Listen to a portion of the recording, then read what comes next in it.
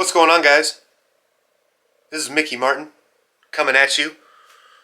I got a video that I think is going to make your life a little bit easier. So I've been hanging this foam, and this is my third rental that I've done a home studio setup in, and I think it's a pretty popular thing these days, and everyone's hanging this foam. The first studio I had, I hung the foam with adhesive right to the wall, and when I took it off, the foam was still on the wall. Not good in a rental. So this time around, I made these frames out of wood, which is pretty straightforward. It's got a manufactured wood backing to them that I just glued all of it together. There's no screws, and then a little picture hanger on the back. And those work well. If you use the studs in your room, normally the studs are pretty symmetrical.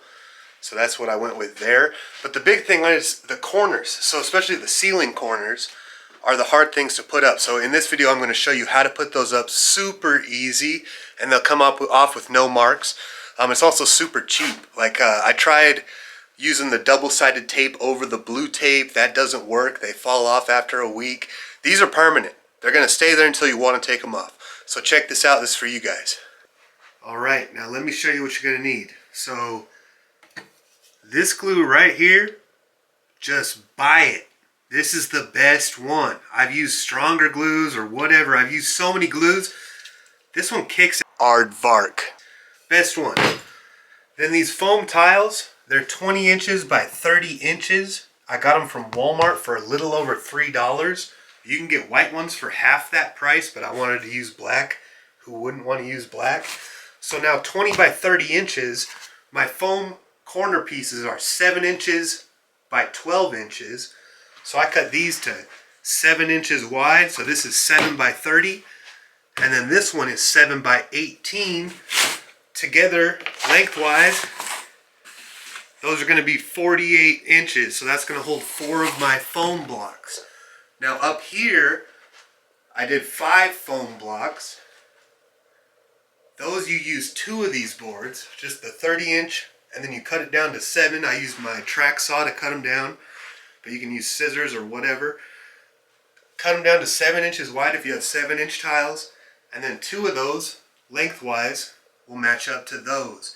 And then other than these and this glue, you'll attach them to the wall with command strips, which you don't even need very many at all. If you see over here, there's 2 on the top and 2 on the bottom. So that's 4 command strips holding up 5 corner blocks. Like, that's real nice. So let me show you guys. For each set, I'm going to need 2 lines of padding because it's a corner.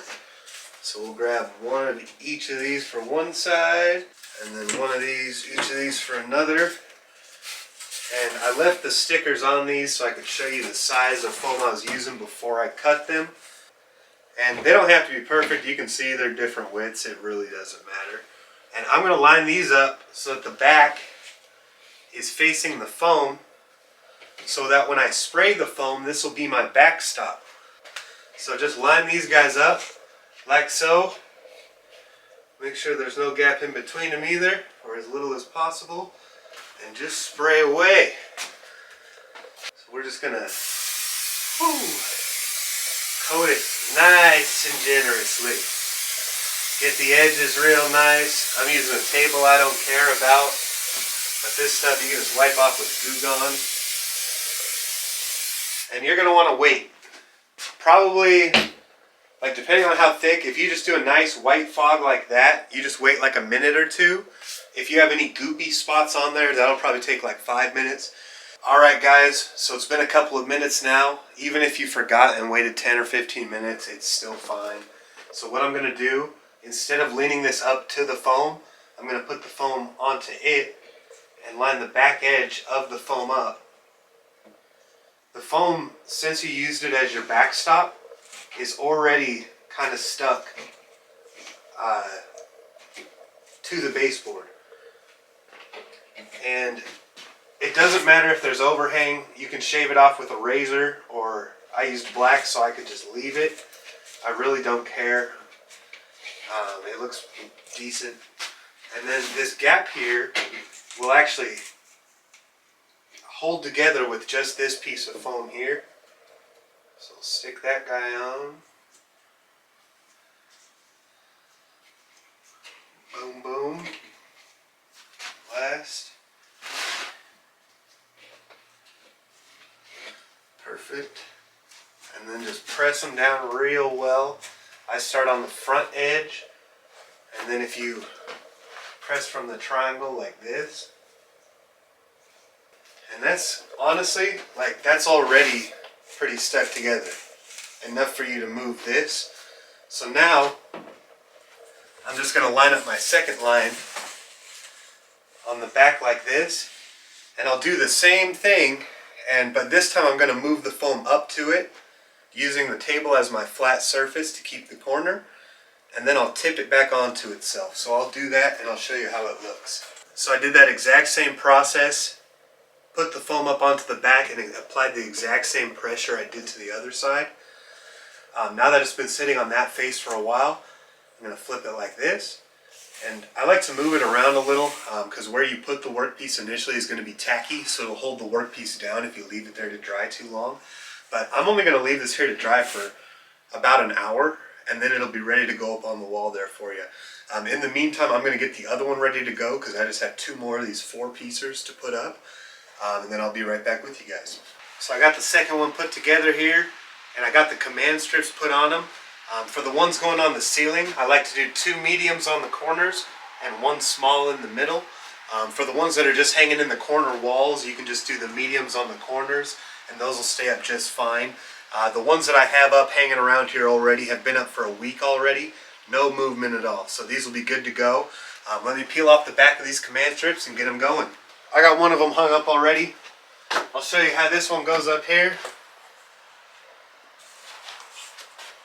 With 4 pieces, it's easy to center where you want it because, I mean, there's a line right in the middle of the piece. But for me, I want my right edge lined up with this center. Looks about good. So I'm going to press it in, ceiling first.